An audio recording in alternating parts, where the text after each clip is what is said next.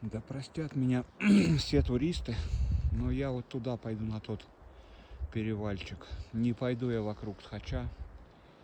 Я проклял все там. 10 километров, наверное. Ну, не 10, но 5 точно. Какой там больше, наверное.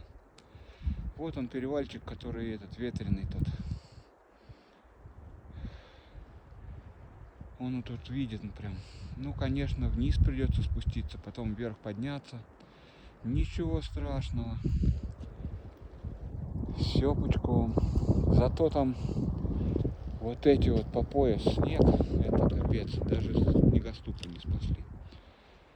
Здесь еще более-менее.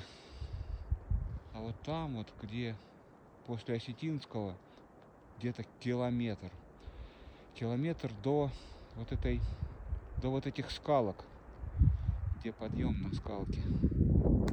Там капец. Тот участок просто тяжелейший. А этот перевальчик, вот он, прошел его и по хребтику туда-туда на балаганчик, хоп,